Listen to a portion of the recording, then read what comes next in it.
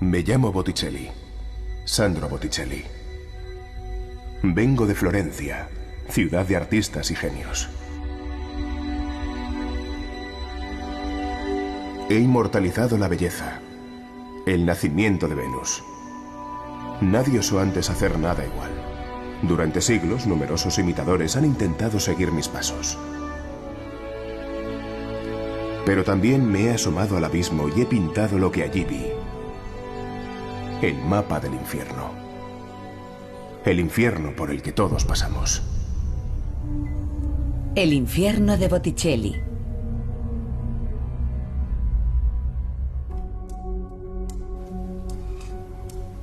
Hoy el mundo del dibujo es muy diferente.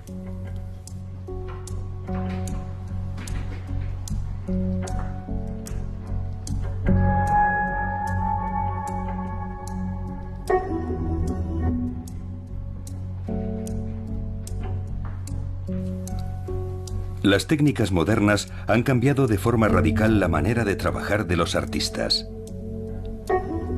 En la actualidad, disfrutan de una increíble flexibilidad que les permite reaccionar rápidamente y de forma creativa a la presión del tiempo y a las expectativas. No es que la informática te convierta en un buen dibujante, pero simplifica mucho las cosas. Lo hace todo más sencillo y, por supuesto, las correcciones también se realizan de manera distinta. El dibujo puro sobre el papel sigue existiendo y las sensaciones son muy diferentes. Pero en el contexto profesional se usan otras herramientas. Hay que concretar el color, los detalles, coordinarse con otros departamentos e intercambiar información. Si lo hiciera en papel, me pasaría la vida rehaciendo mi trabajo. A nivel laboral y con la presión del tiempo, algo ineludible hoy en día no podría prescindir de estas herramientas. Un artista actual que trabaja con un ordenador también podría ser un Botticelli. Se pueden ejecutar las mismas visiones y las mismas ideas con técnicas similares. Se puede incluso simular el efecto de la pluma, de una pincelada o del pergamino.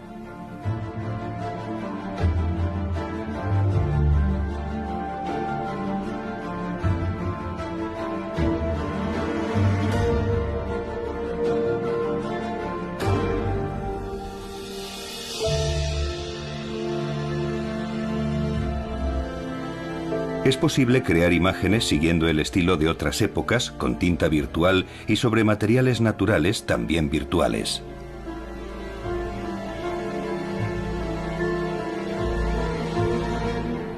Ideas, enfoques, consideraciones, hoy se pueden cambiar de una forma fácil y rápida.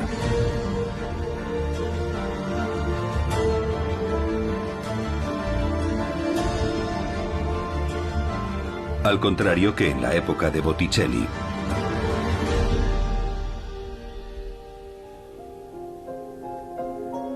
Botticelli solía utilizar un estilete para marcar sobre el pergamino las posiciones iniciales, los contornos y sus ideas.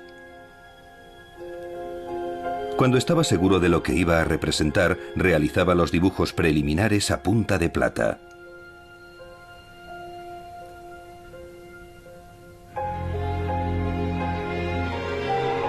Después echaba mano de su gran habilidad y experiencia para terminar el dibujo con tinta. Era extremadamente importante pensar antes en el dibujo y saber exactamente cuál iba a ser su disposición. Después de todo, el pergamino era un material muy caro. No podía hacer una bola con él y tirarlo a la papelera si no le gustaba el resultado. Y sin embargo, en algunos dibujos se puede ver cómo cambia de opinión. Tenemos pruebas de que cambió de idea sobre la composición. Por ejemplo, en el primer dibujo del Paraíso, en un principio dibujó las figuras de Dante y Beatriz flotando, subiendo desde la tierra hasta la primera esfera del cielo. Y luego en algún momento decidió que en realidad prefería situarlos en el lado opuesto de la hoja.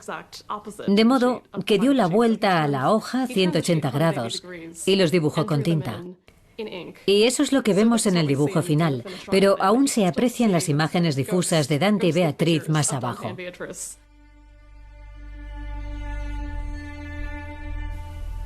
No todas eran decisiones creativas.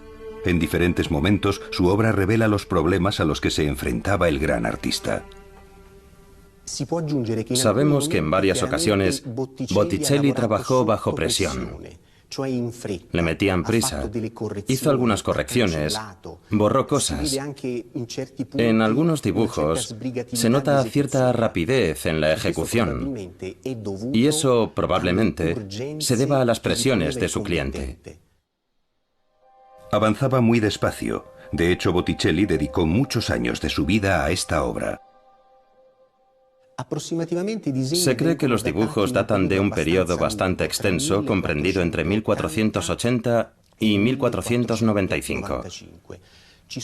Algunos expertos consideran que la mayoría de los dibujos los hizo en la década de 1490.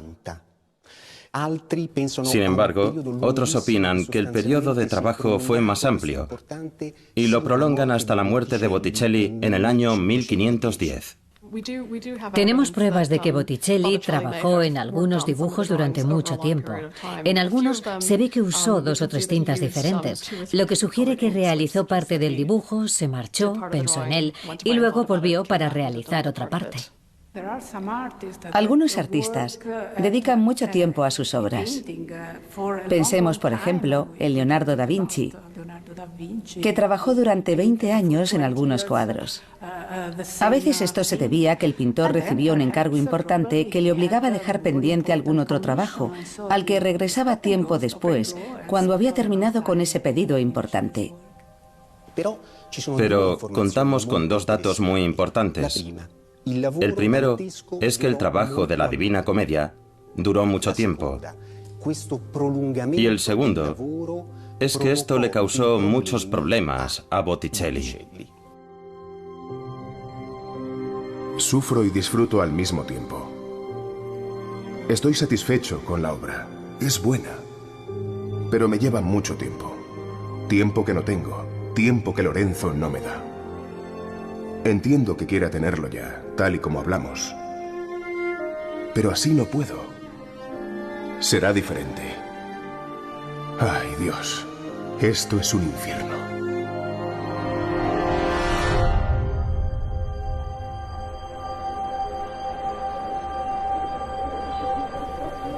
La visión que se tiene hoy en día de las obras de Botticelli demuestra claramente que sus ilustraciones de la Divina Comedia no resultaron como había planeado. No debemos olvidar que estamos hablando de una época de transición, en la que se comienza a pasar del trabajo amanuense a las obras impresas, de modo que se hacían correcciones y se interrumpían trabajos. Además, durante este periodo se realizan grandes proyectos editoriales y también se hacen muchos grabados, por ejemplo en Italia. Así que probablemente se produjo un cambio de mentalidad que desembocó en una forma diferente de ver los libros, es decir, las obras impresas. ¿Qué significa esto? Pues que a veces las expectativas eran demasiado ambiciosas, quizá faltaban fondos. Me refiero a que a veces no había dinero suficiente, o tal vez cambiaron los gustos de la sociedad. Los cambios y la diversidad del arte florentino, incluso durante el Renacimiento, se ven reflejados sobre todo en la Galería Uffizi de Florencia. Se podría pensar que el talento de Botticelli lo habría situado muy por encima de cualquier otro artista de su época. Bueno, lo cierto es que en su época Botticelli no era un artista especial, era un gran artista entre docenas de grandes artistas. Y eso se puede apreciar en la misma Capilla Sixtina. Botticelli pintó los frescos de la parte inferior de la capilla, pero otros artistas, como Ghirlandaio, recibieron el encargo de pintar otras secciones. Así que no era el primero, era un artista entre la docena de grandes artistas de su tiempo. La estrella de Botticelli comenzó a apagarse. Su nombre se desvaneció en la oscuridad. Y con él, su arte. Durante siglos.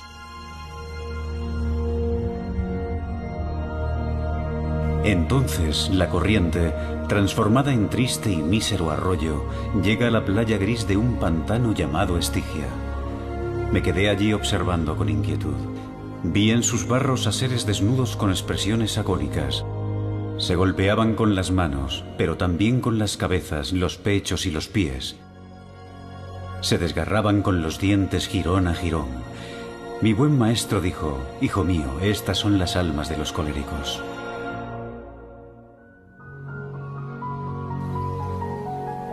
Otro mundo, otra época. Las tierras bajas escocesas.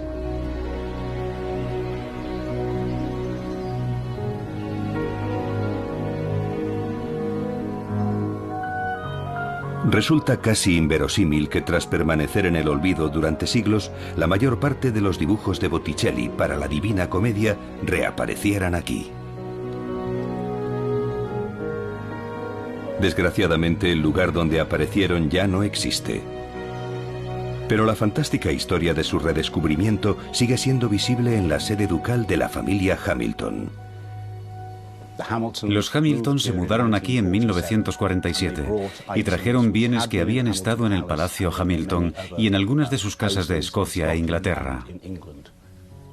Lennox Love es la sede del Ducado de Hamilton. Cabría pensar que se trata de un castillo grande y hermoso. El antiguo bastión de los Hamilton era un palacio, solo que mucho, mucho más grande. Ahora no queda nada y solo podemos verlo en fotografías. ¿Por qué? Bueno, la razón principal es económica. La familia no tenía dinero para mantener el palacio, ni siquiera en la época del 12º duque. Al duque le gustaban los barcos y los caballos de carreras.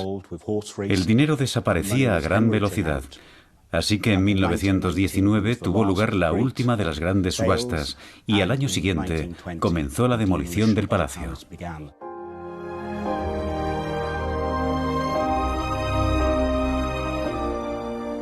El legendario Palacio Hamilton no solo era enorme, también guardaba importantes obras de arte. El Palacio Hamilton era un lugar cerrado, una residencia privada, de modo que eran muy pocas las personas que podían entrar allí en el siglo XIX. Al 10º duque de Hamilton le fascinaban las obras de arte extrañas. Él fue quien amasó la gran fortuna familiar. El 10º duque de Hamilton era un hombre muy tímido y también muy pagado de sí mismo. Estaba muy orgulloso de ser duque de Hamilton y de Brandon. Era el primer par de Escocia y quería que la gente lo reconociera como alguien muy importante. Así que hizo construir una central eléctrica y una especie de museo privado para mostrar su importancia y la de su familia. Para él era crucial que todo el mundo supiera que era un hombre con poder y dinero. Por eso manda construir un magnífico palacio para que todos sepan cuál es su estatus social. El duque se esforzaba mucho por impresionar a sus invitados. Cuando los invitados recorrían el palacio, antes de llegar a la biblioteca, ya tenían que estar totalmente sobrecogidos. Entonces entraban en una habitación increíblemente hermosa, llena de estanterías, de librerías, y el duque posiblemente señalaría a la chimenea y diría: esos jarrones eran de María Antonieta, porque él así lo creía. Pero eso no era todo, había más cosas. Luego abriría alguna de las librerías acristaladas para enseñar los 100 o 150 ejemplares que allí guardaba. Y quizá sacaría un gran misal del cardenal Giulio de Medici o las ilustraciones de Botticelli. Tenía gran cantidad de objetos que nos habrían dejado atónitos. Un despliegue de riqueza sin igual. El duque de Hamilton guardaba los dibujos de Botticelli en esta encuadernación y sorprendía a sus invitados con la obra del artista.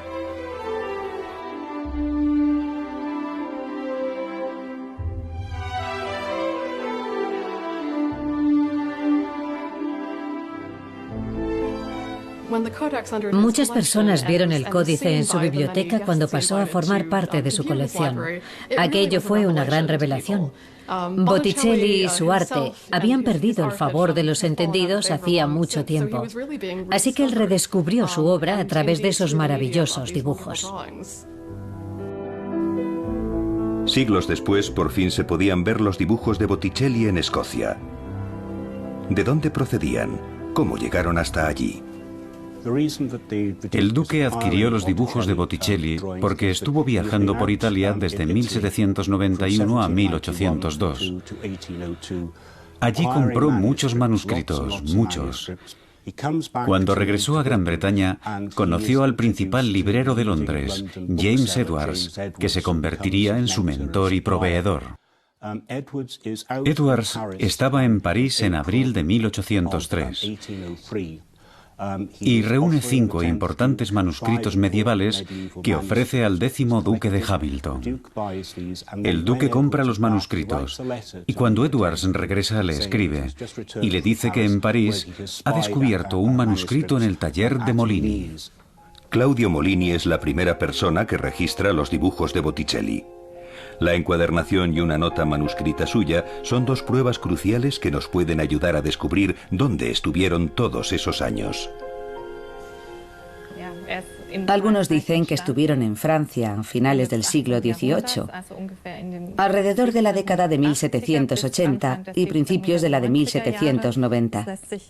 Las fechas se pueden deducir por la documentación, los manuscritos y las monedas. Pero, por ejemplo, la encuadernación es nueva. Reemplaza otra cubierta anterior. Pero lo cierto es que no sabemos con seguridad qué pasó con los dibujos, ni dónde estuvieron todos esos años. Creemos que permanecieron en Francia por un tiempo, pero no hay forma de saber con seguridad cuál fue su paradero. No sabemos nada de ellos hasta que aparecen de nuevo de la mano de Molini, que da fe de la obra y la registra. Además cuenta y ordena los dibujos de Botticelli. Numera todos los dibujos. ¿Se guardaron en Francia antes de acabar en Escocia? Bueno, creo que Molini, que procedía de una familia de libreros de Florencia, trae las ilustraciones de Botticelli desde Italia. En aquella época, Gran Bretaña y Francia ya no están en guerra, y hay muchos ingleses y otros europeos que viajan a París con la intención de adquirir gangas. Así que lo más lógico es pensar que fue Molini quien sacó los manuscritos de Italia. Pero hay alguna sospecha de que llegaron a la corte francesa procedentes de Italia mucho antes. La historia del códice aquí también presenta varias áreas en sombra. Probablemente de Florencia tomó muy pronto el camino de Francia. ¿Por qué?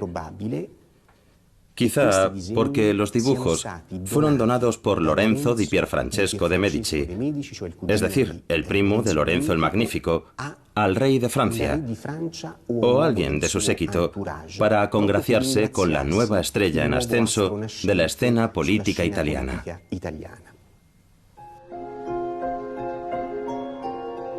¿Cientos de años en la corte francesa? ¿Por qué se vendieron?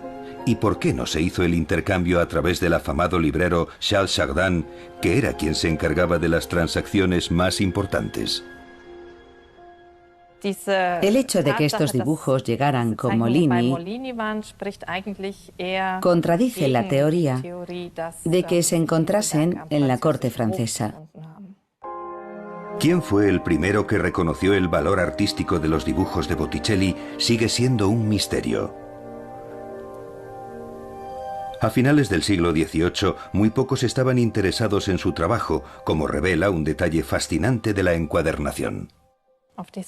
Como veis, aquí se puede leer la comedia de Dante Alighieri con dibujos originales realizados por Sandro Bottirelli. Un error de ortografía. En vez de Bottirelli, debería poner Botticelli. Está claro que en el momento en que se hizo esta portada, Sandro Botticelli no estaba considerado como el artista estrella del Renacimiento florentino, como pensamos hoy en día. 350 años después de su muerte, la obra de Botticelli de nuevo sale a la luz. El 12º duque vende su colección porque necesita liquidez. Se siente avergonzado. A mediados del siglo XIX, solo con oír el nombre de Botticelli, la gente prestaba atención. El periódico The Times publicó una breve nota en enero de 1882 diciendo que el duque de Hamilton vendía su colección de manuscritos en una subasta presumiblemente en otoño, y que aquella colección de manuscritos contenía piezas especialmente exquisitas, entre ellas un volumen de dibujos, posiblemente realizados por Sandro Botticelli, sobre la Divina Comedia. El director de la Berliner Kupferstichkabinett, Friedrich Lippmann, inmediatamente se puso manos a la obra y quiso asegurarse de que esos dibujos acabaran en Berlín. Contactó con los agentes del duque y dijo que estaba muy interesado en comprarlos. El duque fue muy inteligente y le respondió: vale, si lo quiere, es todo o nada. Y el director accedió, porque era una oportunidad única que jamás se volvería a presentar. Así que se afanó en reunir el dinero. Se organiza una subasta en Sotheby's en el mes de noviembre, pero entonces aparece Friedrich Lippmann y hace una gran oferta, 80.000 libras. Sería algo así como 10 millones de euros actuales. Reunieron toda esa cantidad de dinero para garantizar que la colección de Hamilton acabara en Berlín. El duque acepta las 80.000 libras, claro. Quizá hubiera conseguido más con la subasta, pero ese dinero lo iba a cobrar de inmediato, y el 25 de octubre llegan las 80.000 libras del gobierno prusiano. Se pasa del catálogo original de la subasta al cierre de la operación de venta. La increíble colección de arte del duque de Hamilton encuentra un nuevo dueño en Berlín. Friedrich Lippmann apenas puede creer la suerte que ha tenido. Escribió una carta al director general de los museos reales en la que decía: Dante está más allá de lo que podríamos esperar. Estoy muy contento de que tengamos los dibujos. Espero que todo llegue en buen estado. Los dibujos inician su viaje. A finales de octubre de 1882, la colección del duque de Hamilton se empaqueta en 18 cajas de zinc y se transporta desde la costa británica a Berlín en 4 barcos distintos. Otro viaje a lo desconocido para la obra de Botticelli.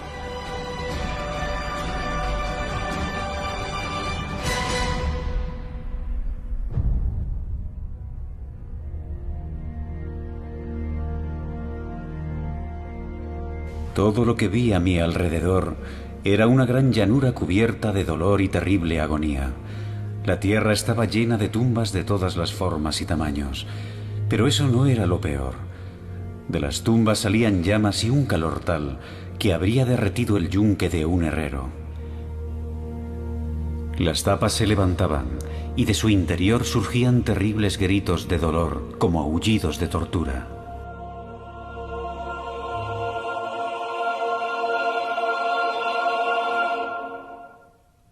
Pero también hay ladrones. Los ladrones están aquí abajo. Yo diría que hay pecados peores.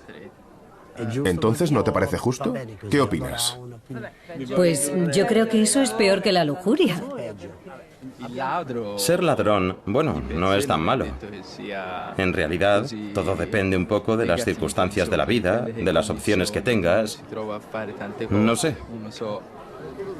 Entonces, ¿no debería estar tan abajo en el infierno? ¿Debería estar en otro círculo? Bueno, si se trata de un político, sí, debe estar bien abajo. Ah, entonces los políticos sí pueden estar ahí. Donde los traidores, abajo del todo, con el mismísimo Lucifer. Sí, sí. ¿Es peor ser un traidor? Sí, es peor. Y aún mucho peor es lo que hacen los políticos, porque incumplen las promesas que hacen a la gente que les vota. Traicionan al pueblo. Entonces al infierno con ellos. Pues ese sería su lugar, sí. ¿Y los ladrones? Porque están un poco más arriba. Así es, sí. La verdad es que a veces robar y traicionar van de la mano. Ah, vale. Hay cosas que no están bien. Vale, pues vamos a rehacer el mapa. Vale. Yo estaría aquí, No, ¿tan abajo? Traidora. con los incrédulos. Con los incrédulos. ¿Tú no crees? No, estaría ahí abajo. Pero ¿eso es justo? Según esto, un incrédulo debe estar abajo, en el infierno, con el diablo. No, yo creo que si eres buena persona y haces el bien, debes ir al cielo. Pero ¿quién ha decidido esto? Yo siempre me he hecho esa pregunta y es lo que me trajo a Florencia. Hay quien dice, no, yo no estoy en deuda con ningún ser superior, solo estoy aquí para expresar quién soy y lo que siento. Para mí, el amor lo supera todo. Es poderoso. Yo creo que todo se basa en tus sentimientos. Todo se basa en tu inspiración. Si te dejas llevar por lo que sientes, por tu corazón, y no escuchas a otras personas, entonces siempre llevarás razón. Y tienes que hacerlo. Lee muchos libros y vive la vida. Ama y no te enfades. Vi una gran zanja que recorría todo el séptimo círculo, tal y como lo describió mi guía. Había centauros que patrullaban uno tras otro hasta el pie de la ladera. Iban armados con flechas como las que se usan para cazar en la tierra. Uno gritó desde lejos, «¿Qué castigo os trae a estos lares? Hablad o dispararé».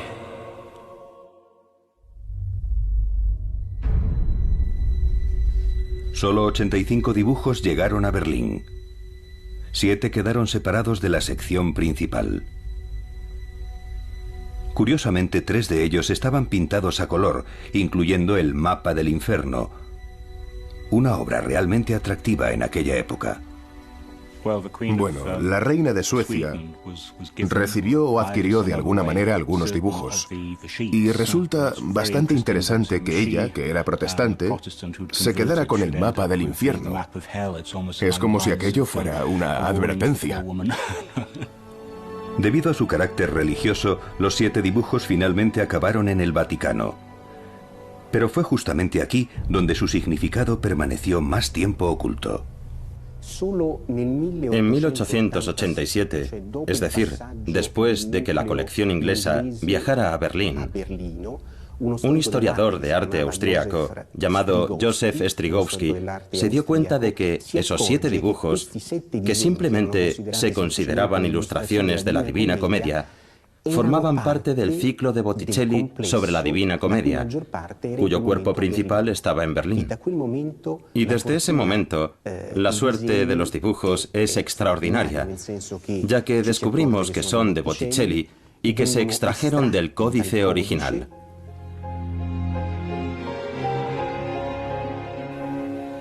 Las páginas del Vaticano son como una visita al estudio de Botticelli. Su arte es asombroso y con frecuencia extremadamente complejo. Su habilidad desde la idea original hasta que dibuja y colorea resulta visible de varias formas. En este dibujo hay un ciclo de imágenes sucesivas.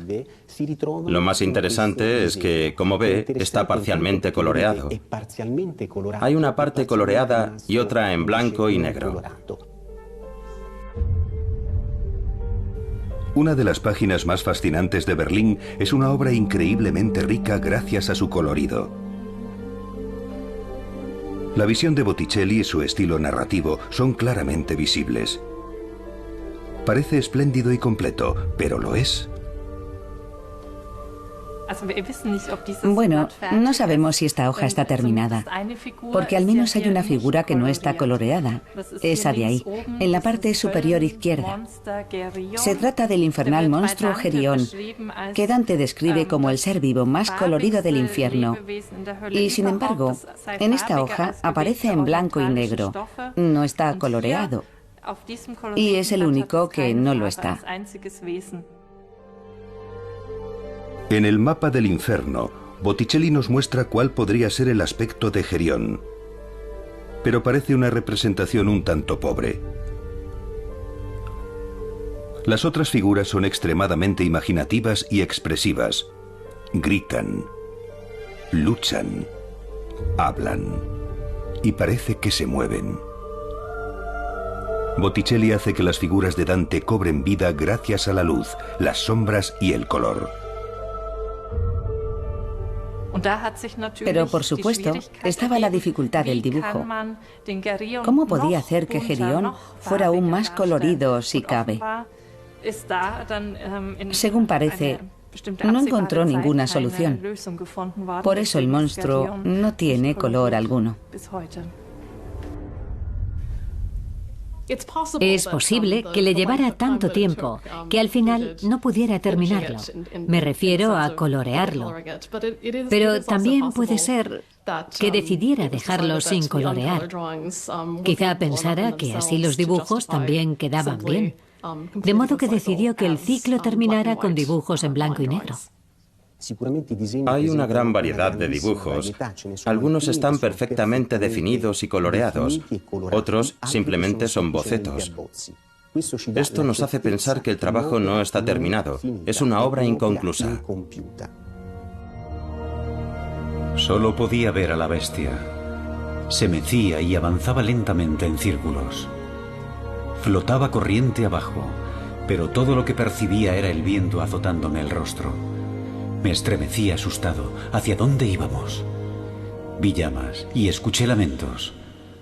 Temblando, me agarré a la bestia con más fuerza aún. En cuanto nos dejó en el suelo, desapareció como una flecha disparada por un arco.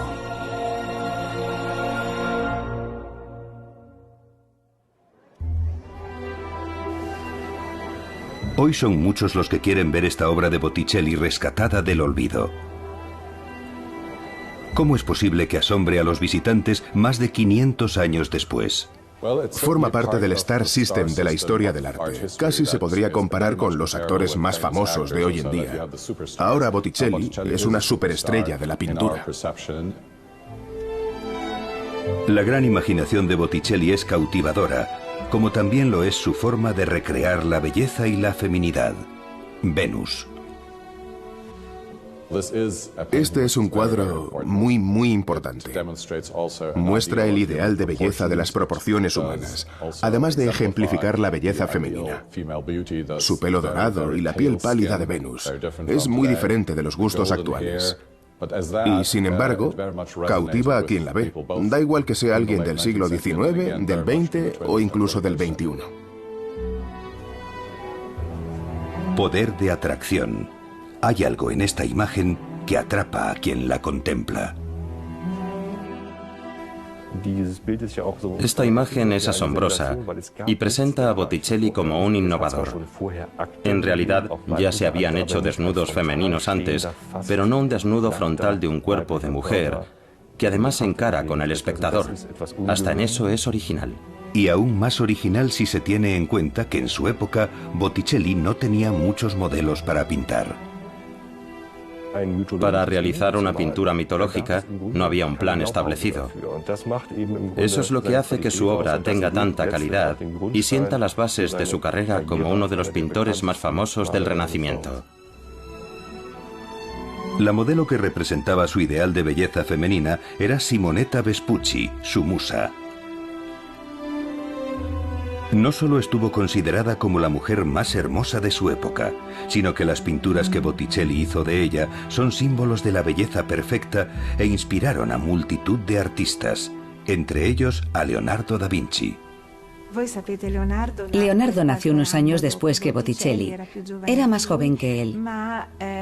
Pero los dos artistas se cruzaron en la Florencia de 1460 y 1470.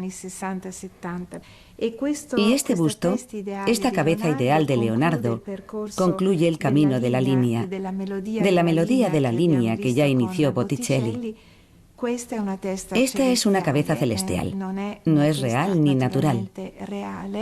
Nos eleva a la dimensión de la pureza, a la castidad y tal vez al ideal de aquellos artistas. De modo que no es más que un sueño del paraíso, un sueño de elevación espiritual, válido entonces y quizá también ahora.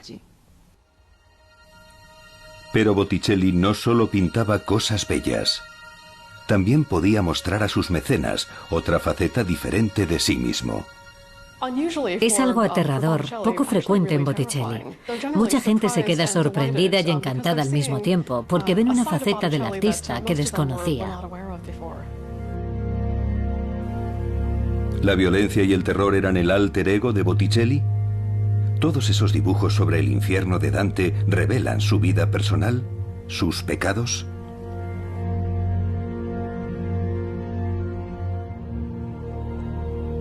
Qué sorprendido quedé al descubrir los 3 rostros de su cabeza.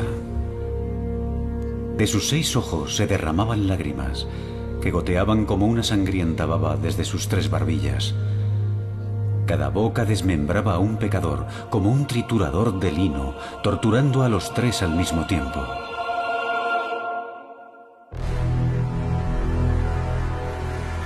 ...5 de noviembre de 1502... Botticelli tiene un hijo. Esta anotación aparece en los archivos de Florencia. El artista es denigrado de forma anónima por sus compatriotas. ¿Es solo una denuncia? En Florencia las revueltas, debido al fanatismo religioso, podían acabar hasta con los patrones de Botticelli, los poderosos Medici. Fue una época marcada por la desconfianza y las denuncias.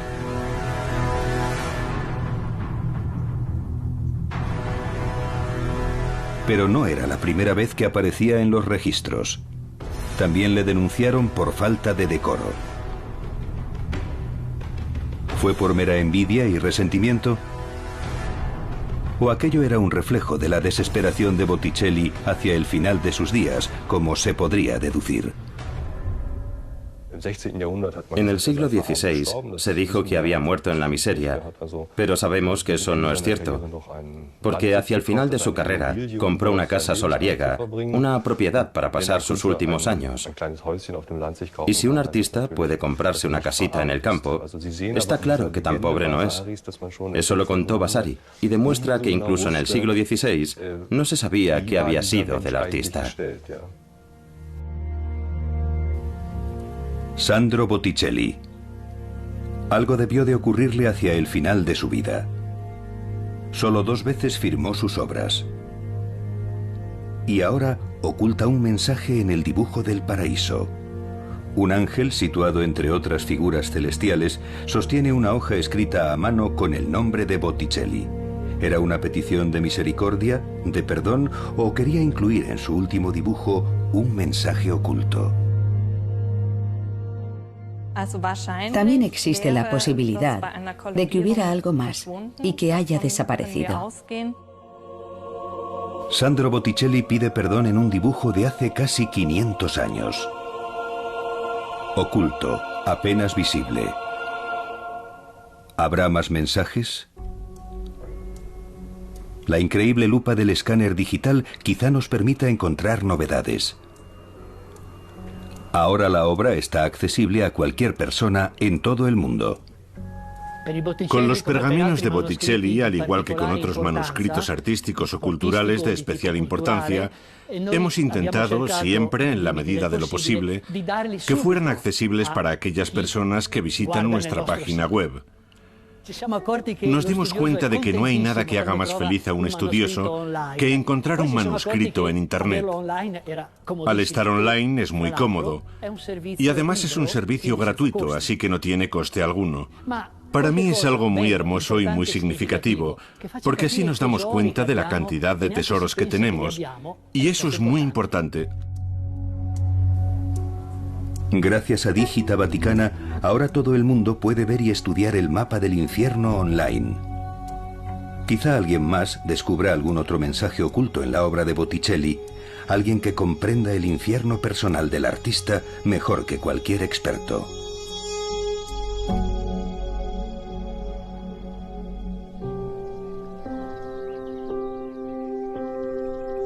La belleza yace a mis pies, pero ya no puede rescatarme. No pude completarla por falta de fuerzas durante aquellos días oscuros.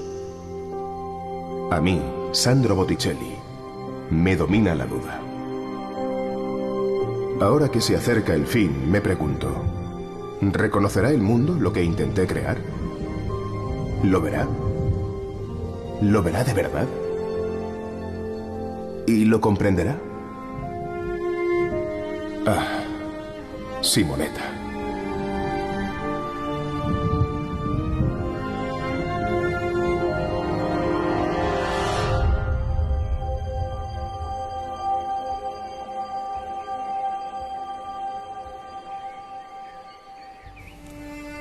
Ognissanti es el barrio florentino donde Botticelli pasó la mayor parte de su vida.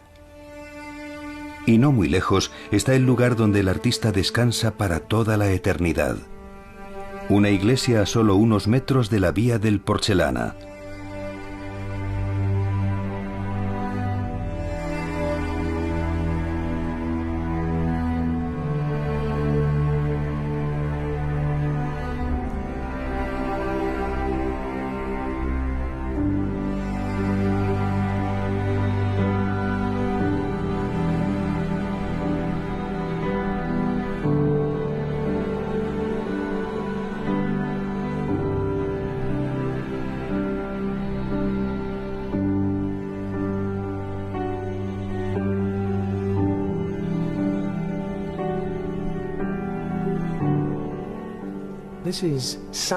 Esta es la tumba de Sandro Filippepi. Sandro Filippepi, el verdadero nombre de Botticelli, hijo de Mariano Filippepi. Nació en 1445 y murió en 1510. A los 65 años. Quiso que su tumba fuera muy sencilla. Sabemos que sufrió algunos cambios en el siglo XIX, pero es sencilla, sobria y austera. Hay otra tumba igualmente modesta en esta iglesia. Es la de Simonetta Vespucci. En un muro, bajo una pila de mármol, un pequeño busto representa a la bella Simonetta, fuente de alegría e inspiración para el artista, a pesar de su prematura muerte. Pero incluso sin Simonetta, Sandro Botticelli jamás estará solo y, desde luego, nunca caerá en el olvido. Solo hay que ver la gran cantidad de notas dedicadas al artista, de los visitantes que vienen a rendir tributo a uno de los pintores más admirados de Florencia.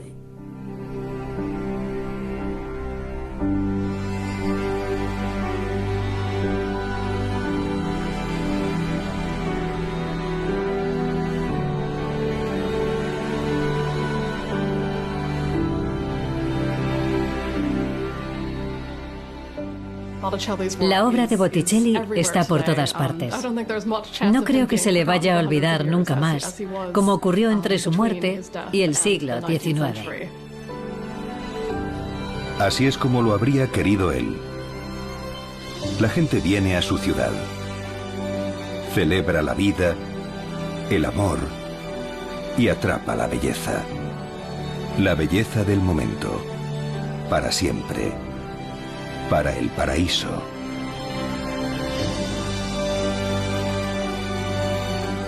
Botticelli, de la ciudad de los artistas y los genios, nos dio su arte e inmortalizó la belleza. ¿Qué le preguntaríamos si nos lo encontráramos hoy? Yo le haría muchas preguntas, y seguro que no solo yo. Le preguntaría por qué hay dibujos sin terminar, claro, y le pediría que me explicara qué supuso para él la obra de Dante. Hay miles de cuestiones que quedan por resolver. ¿Por qué no continuó su obra? ¿Por qué no coloreó esto? ¿Por qué dejó ciertas figuras sin colorear? Todo esto nos hace pensar en nuestros pecados, pecados por obra o por omisión. ¿En qué parte del infierno de Dante acabaríamos? Le pediría que cenara conmigo y durante la cena le haría unas 30 preguntas, no solo una. En primer lugar, sería una experiencia extraordinaria. Eso para empezar. Y luego le preguntaría cuál fue su enfoque a la hora de representar la obra de Dante Alighieri. ¿Qué se planteó antes de comenzar a trabajar? ¿Qué le inspiró? ¿Qué intentó transmitir? ¿Y qué supuso para él leer a Dante? Yo le diría que quizá prefiera ir al infierno. Mejor reinar en el infierno que servir en el cielo.